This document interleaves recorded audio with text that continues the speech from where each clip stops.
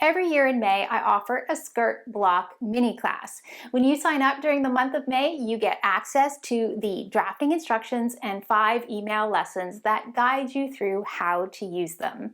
This mini class is only available during the month of May, so if you missed out on the opportunity to sign up, I highly recommend that you add your name to my mailing list so you won't miss out again.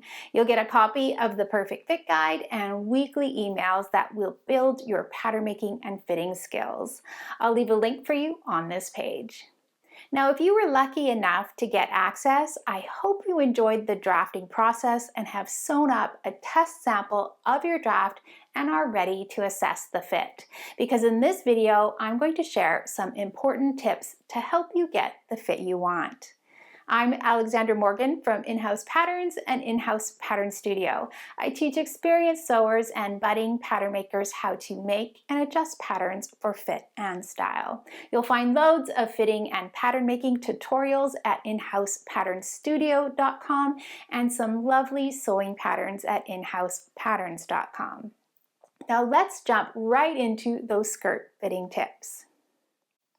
Fit tip number 1.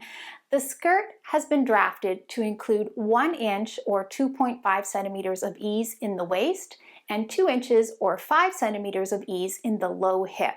Your draft may have turned out to have a little bit more or a little bit less ease than this. The difference is likely due to the rounding of the measurements during the draft calculations, so some discrepancy is definitely okay.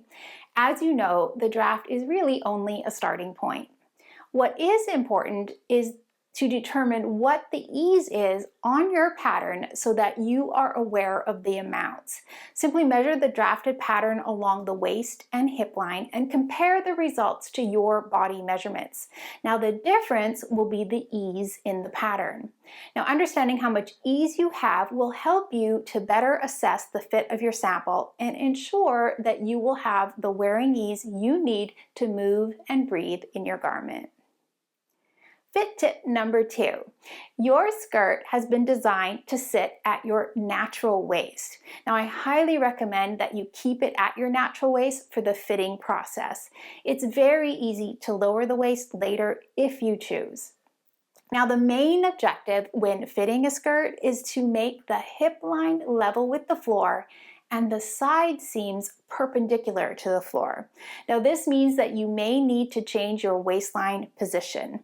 Now to do this, I want you to place an elastic around your waist and adjust the skirt until the hip line is level and aligned with the fullest part of your low hip. Now once a level hip line is achieved, you can trace along the waist elastic to get your personal waistline position and shape.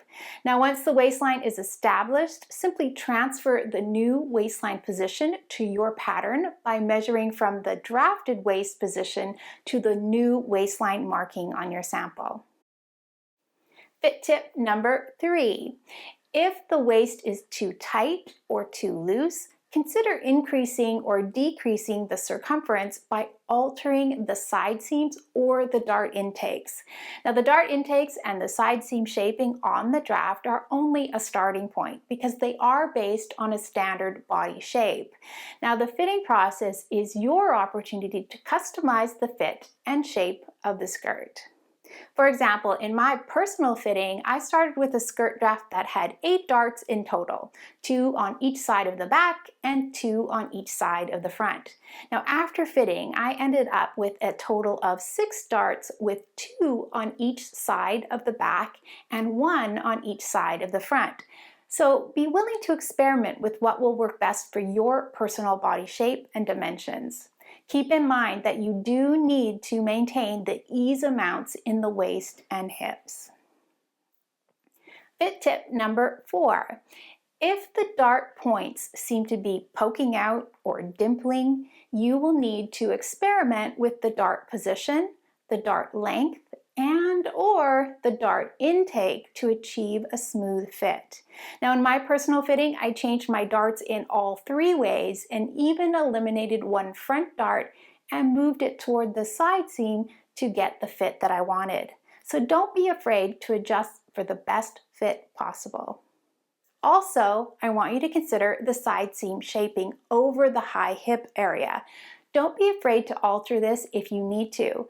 Pin out any excess or release the seam if needed. Make note of any changes that you make so that you can transfer the changes back to your pattern. Fit tip number 5. If you want to create a pencil skirt from your skirt block, taper the hem in a total of 1.5 inches on each side seam. Removing 3/4 of an inch or 2 centimeters from each of the front and back hem width will create a lovely feminine silhouette to the final skirt.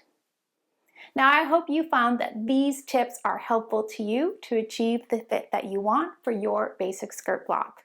Once you have a skirt block that fits, you can begin using it as a design tool to create new and interesting skirt styles that are guaranteed to fit. I've got the perfect tutorial ready and waiting for you. I'll leave a link in the description of this video. Now, if you're ready for a more complex drafting project, explore my online course Designed to Fit the Bodice Block and learn how to draft and fit a made-to-measure woven bodice block. I'll leave a link to that on this page with more information. Now, next week, I'm going to share how to draft a basic waistband for your skirt. I hope you'll tune in. I'll chat with you soon. Bye for now.